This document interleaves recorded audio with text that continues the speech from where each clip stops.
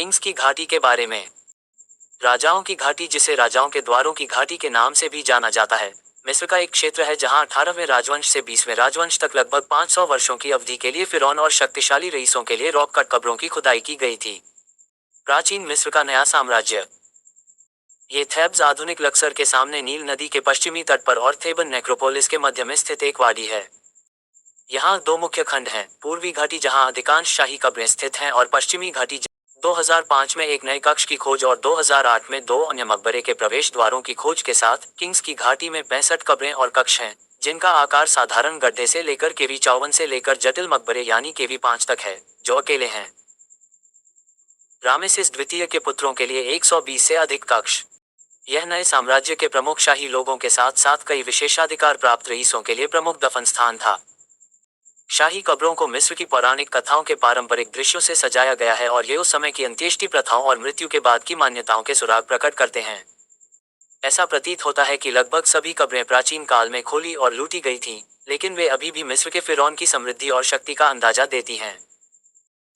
यह क्षेत्र 18वीं शताब्दी के अंत से मिस्र वैज्ञानिकों और पुरातात्विक अन्वेषण का केंद्र रहा है और इसकी कब्रें और कब्रगाहें अनुसंधान और रुचि को प्रोत्साहित करती रहती हैं। 1922 में तूतनखामुन की कब्र की खोज के बाद किंग्स की घाटी ने महत्वपूर्ण ध्यान आकर्षित किया और ये दुनिया के सबसे प्रसिद्ध पुरातात्विक स्थलों में से एक है। 1979 में यह थेबन नेक्रोपोलिस के बाकी हिस्सों के साथ यूनेस्को की विश्व धरोहर स्थल बन गया।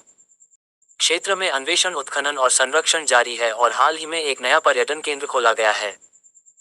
किंग्स की घाटी 1000 फीट से अधिक चूना पत्थर और अन्य तलछटी चट्टान पर स्थित है, जो घाटी में चट्टानों का निर्माण करती है और पास के डेरेल बहारी मार्ल की नरम परतों से घिरी हुई है। तलछटी चट्टान मूल रूप से 35 से 56 मिलियन वर्ष पहले उस समय जमा हुई थी जब भूमध्य सागर कभी कभी दक्षिण में असवान तक फैला हुआ था। प्लेस्टोसिन के दौरान लगातार बारिश से घाटी पठार से अलग हो गई थी। मिस्र के इस हिस्से में अब साल भर बहुत कम बारिश होती है, लेकिन कभी कभी अचानक बाढ़ आ जाती है। घाटी में चट्टान की गुणवत्ता बारीक कणों से लेकर मोटे पत्थर तक असंगत है, जिनमें संरचनात्मक रूप से खराब होने की संभावना है। शेल की यदा कदा परत के कारण भी निर्माण और आधुनिक समय में संरक्षण संबंधी कठिनाइयां होती हैं, क्योंकि यह चट्टान पानी की उपस्थिति में फैलती है और इसके आसपास के पत्थर को अलग कर देती है।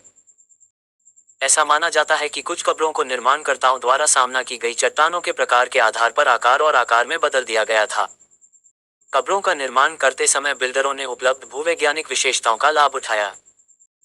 कुछ कब्रें मौजूदा चूना पत्थर की दरारों से खोदकर बनाई गई थीं, कुछ कब्रों की ढलानों के पीछे और कुछ प्राचीन बाढ़ चैनलों द्वारा बनाई गई चट्टानों के किनारे पर बनाई गई थीं।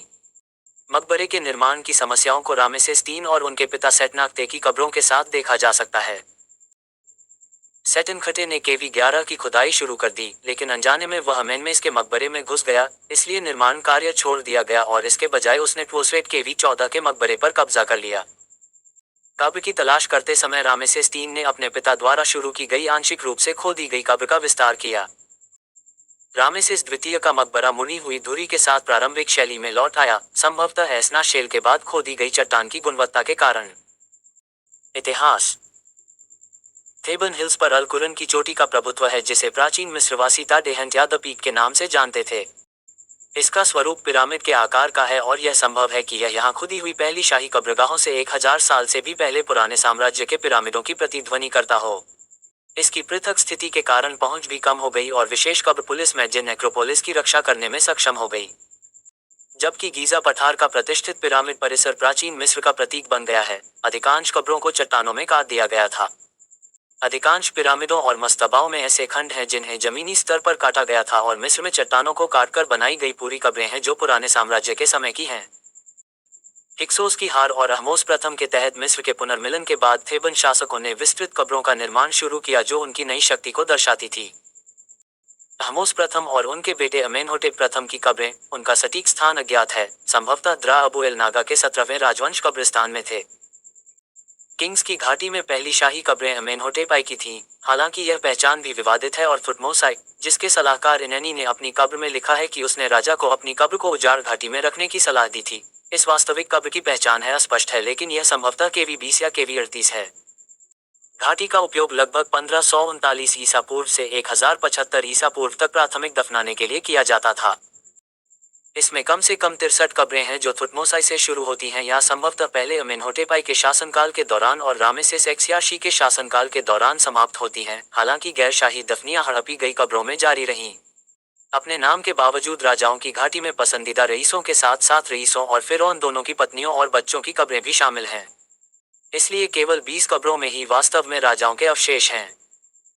रईसों और शाही परिवार के अवशेष अचिन्हित गड्ढों और शव लेपित भंडारों के साथ मिलकर शेष भाग बनाते हैं।